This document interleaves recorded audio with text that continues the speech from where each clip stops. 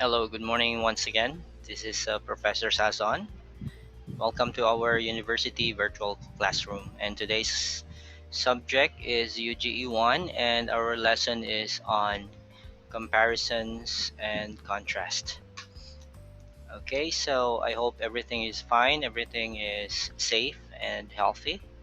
And I pray that God is providing all our needs in spite of this pandemic going on. Okay, so today we'll be talking about compare and contrast slide. Okay, this is from slideshare.net. It was prepared by Karen as White. Right, I mean. Okay, so let's maximize this. Okay, so when we make comparisons, how important this is. Okay, so comparisons is showing relationships. Okay, making comparisons examines two or more items. Either we consider items that are alike, items that are different, or items that are both. Okay, so some issues are trivial. When you say trivial, it's not that important. It's not something that is really serious. So whether to order hot or juicy pizza or just a sub sandwich. Okay. Or some issues would be a bit more serious, like choosing to buy a car. Should I buy a Ford or a Chevy? So, especially if they have the same price. Even sometimes, even with buying cell phones, for example, you were given 15,000 pesos by your parents who are working abroad. So, for example, and that budget is for you to buy a gadget, whether you want to buy an iPhone or a cell phone or an iPod, perhaps? Would you settle for a brand new one, or would you go for a second hand but high end? So something like that. So it requires some deep thinking about comparisons and contrast. For example, with the cell phones, when we buy cell phones, what do we consider? Of course, we consider the camera resolution, how many MPs or megapixels. Does it have the different features in the camera like slow motion? I really enjoy that uh, aspect. Or can it do a lot of filtering or other effects? What else? Do we consider the battery life? How long does it last in terms of number of hours? Or do we consider the being user friendly, the user friendliness of a cell phone? Does it Is it easy to operate? Does it serve your purposes? What else? The RAM. Okay, so how fast can it process applications, or can it download or upload something? So connectivity and other stuff. So you have to even the beauty, not to mention the beauty in itself. How does it look, or the size of the screen? So we consider a lot of things in terms of choosing a cell phone even. So basically what matters usually for us Filipinos are the price and the features. Okay. Others are more concerned with the prestige that they have. Even if they don't need all the other functions of a cell phone, they just simply text, message, Facebook, watch YouTube, and do basic internet, yet still they opt to buy 40,000 grand cell phones, 40 grand, I mean. So just to have that prestige effect. Okay, so it depends on your purpose. Now comparisons also discuss unfamiliar things, like a sports writer might compare the English sport of rugby, which is we Filipinos are not really that familiar of, and compare it to American football. So what's the difference? Why do they grab the ball and run? So we're so used to doing basketball when you cannot run just by without dribbling the ball, other stuff. What kind of gadgets do they wear? Why do English sport rugby doesn't wear much of a gadget, while in American football they cover everything?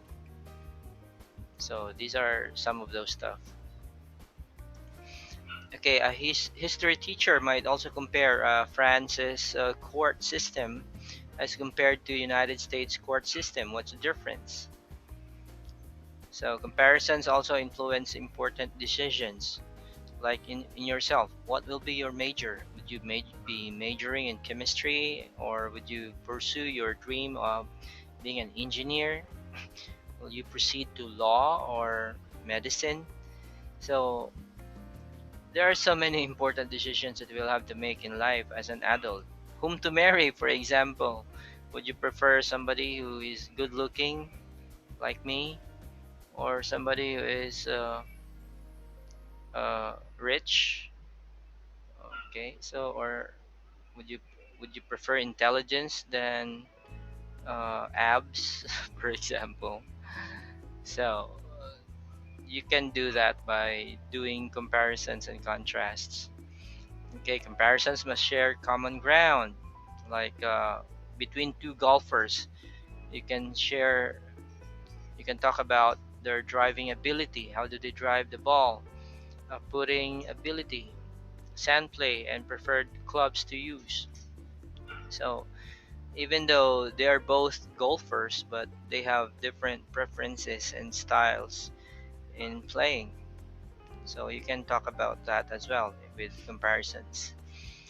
Okay, so how to organize a comparison? So there are two basic patterns to organize a comparison or contrast paper. Or if ever you're just into reading something, so you can determine the kind of pattern that the writer used in terms of presenting the comparison. So we have two types. We have the block pattern and alternating pattern.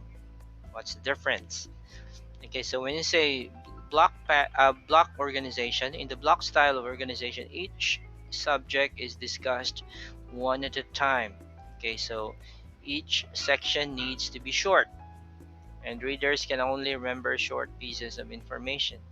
So with the block information is, for example, I'll be comparing um, Claude's Le Cafe de Ville, where I used to work as a waiter. It's an a la carte restaurant as compared to Jollibee, for example, which is a fast food. Okay, so when I say block organization, let me see if we can find some help here. Okay, from an essay that compares and contrasts writing in college and writing at work. So we have an example here: writing in college and writing at work. Okay, in college, writing in college. Okay, so number one, you have a different audience. Okay, so your audience is just the instructor. Number two, your purpose is just to fulfill an assignment. And number three, the outcomes are the feedback and evaluation or grade. That's what you are longing for or aiming for. So that's block style. So you discuss all of these things in just one paragraph. Now with that's one point. Okay, so on the next paragraph, you'll be discussing subject B, which is writing at work. So you'll be talking about same point, audience. This time your audience would be your boss or your customer. Number two, what's your purpose? Is to convey information. Number three, what's the outcome? It's a follow-up action. See, so going back to how do we apply this for the Claude's Le Cafe de Ville and Jollibee. So for example, with on my first paragraph, I'll talk about Claude's Cafe. Okay, with Claude's Cafe, I'll talk about food quality, which is really at par with the world's best.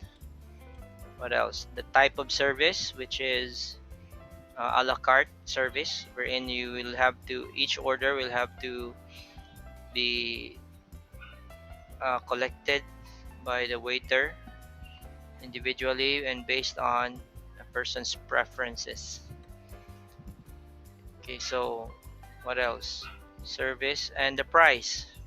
Okay, so I might say that the price is a bit costly because it's the ambience is great and the food is world class in that case. So it offers a higher price compared to the next item to be compared about. Okay, so the subject B in that case, in the next paragraph, I'll talk about Jollibee. So I'll be talking the same points, which is the food quality. The food quality is just average because it's designed for people who are in a hurry. So not much garnishing going on or beautifying the plate and other stuff. So whatever is there that's already cooked, that's what you get it gonna get. Then the service is self-service usually. You will have to fall in line and choose and bring your food to the table.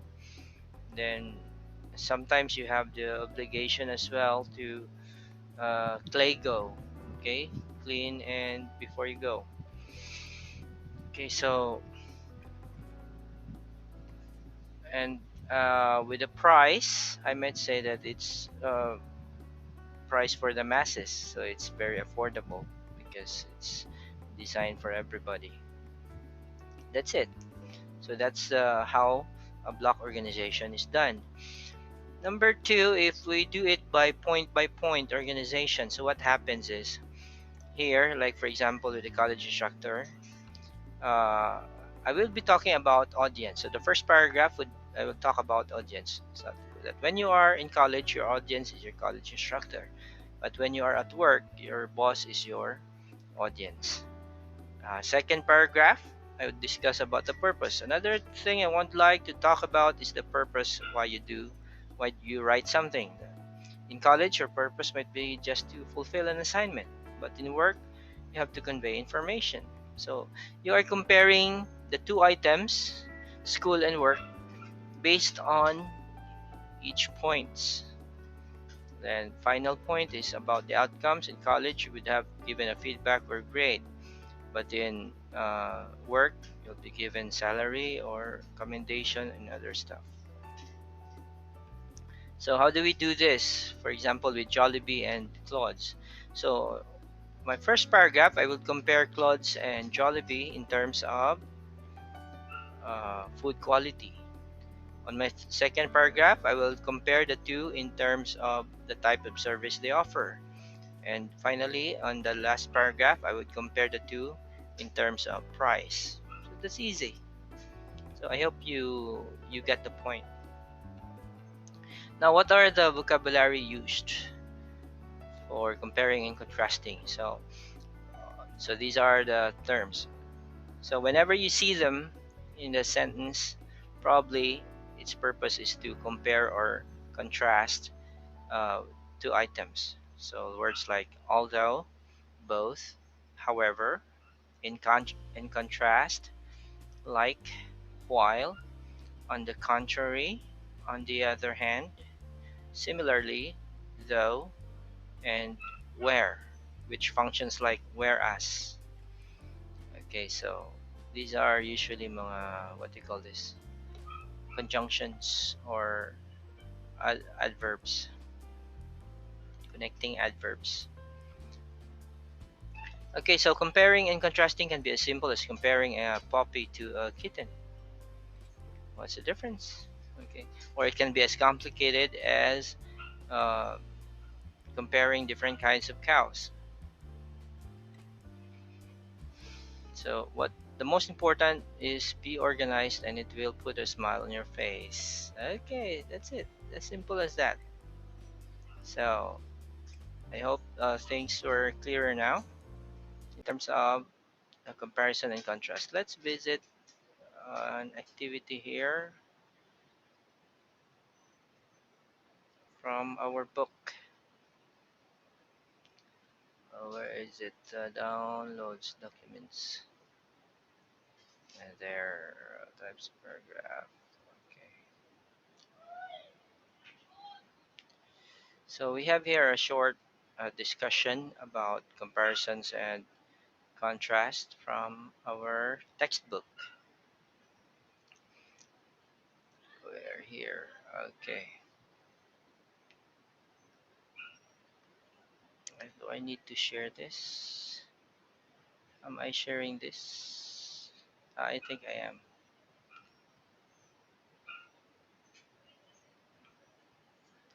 Let me see. No, I haven't. Okay, let me share the screen. Okay, so we're back. Okay, so comparison and contrast is equally important as the previously target skill because it makes you think critically and analytically. So these are very important skills: critical and analytical thinking. So there are lots of decisions in our lives that we tend to regret because of the lack of this skill. So by the term itself, comparison tells us to get the similarities, while contrast tells us to get the differences. As a student, you may ask yourself, which is better, to go to the library or to browse at the net at home for your research? So this entails a list of both similarities and differences, and then make a wise decision where to conduct your library research.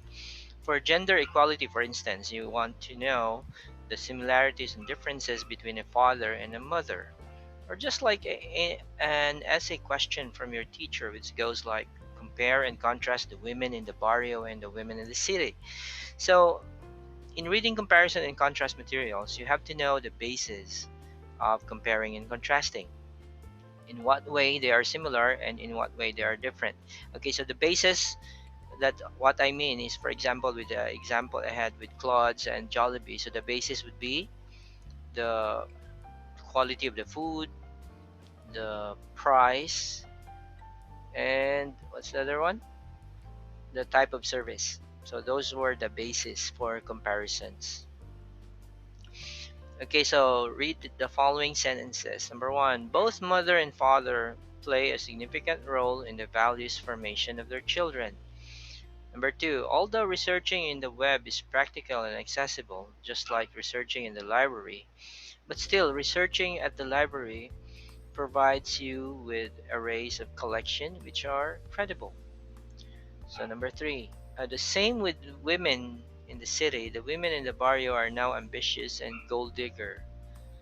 Many women would disagree, perhaps. Okay, so the difference between sex from gender is that sex refers to the individual's anatomy of his or her reproductive system, while gender refers to his or her social roles. Okay, so number five, college life, unlike life, high school life, trains students to become more mature and independent. Okay, number six, similar to Christians, Muslims do have their holy book named Quran. Okay, so what do you notice from these sentences? So you notice that they were comparing two different items. Okay, so which of those sentences show comparison? What made you say so? Comparison is number six. Yeah, similar to Christians, Muslims do have their holy book named Quran. What else? Similarities. Number one, both mother and father play a significant role. What else? Number three, the same with women in the city. The women in the barrio are now ambitious and gold diggers. So that answers the second question. And last, is or are the basis of their comparison and contrast clear? Yeah, I think so. How? Because of the use of connecting words. Now, for example, here the difference, while is the keyword. Here, unlike college life, unlike high school. Okay. So this one is the keyword. Similar to is the next word. Number three, both. What else? Although. Okay, the same with women in the city. So that answers your question. So we have similarly, likewise, also, both and. So pares na sila, no? Not only but also are pares po na sila. We call them correlating conjunctions. Okay, neither is nor, either is or, just like, to be similar to, or to be the same as, to be alike, to compare with. So when you say to be, you can say is similar, are, was, were. So those are to be verbs. Is similar to, both as well, also, for, in the same way, and also addition, etc. Okay, so vocabulary structure, or in terms of, in contrasting, so you can use however, in contrast, on the other hand, while, yet, whereas, but, to differ from, to be different, to be dissimilar to be unlike, conversely, different from, as opposed to, in contrast with, in contrast with. So whenever you see these words, so they give you clues to comparisons and to contrasts. Comparison and contrast materials have two approaches to ordering materials. They are point by point method and the block method. So it's quite lengthy. Ah, no. This is it. Okay, let's read this one quickly. Okay, both Superman and Batman are heroes, but only one is truly a superhero. And taking into account their upbringing, motives, and criminal targets, that is Batman. Okay, upbringing was not gentle for either. Superman came from Krypton, a planet that was about to self-destruct. His parents sent him as a baby on a spaceship to Earth.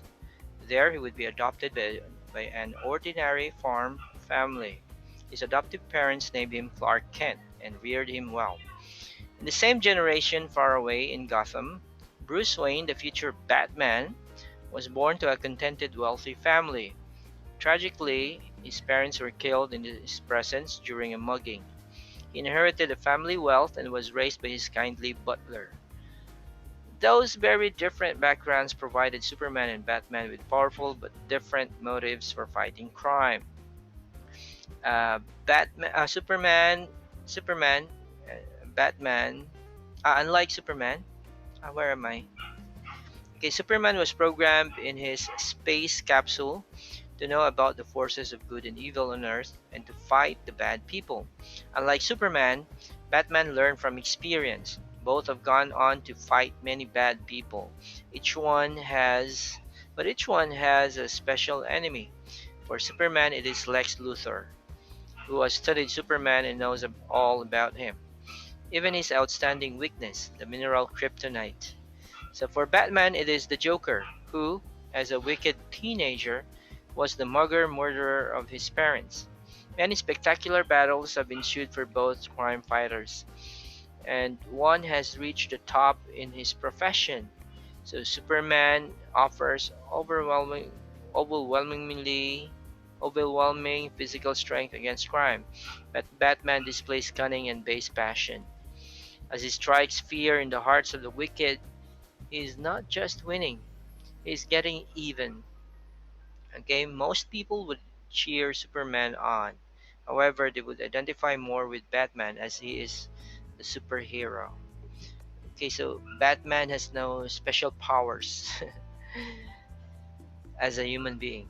No, he is just like a normal human being with a lot of gadgets and is really smart.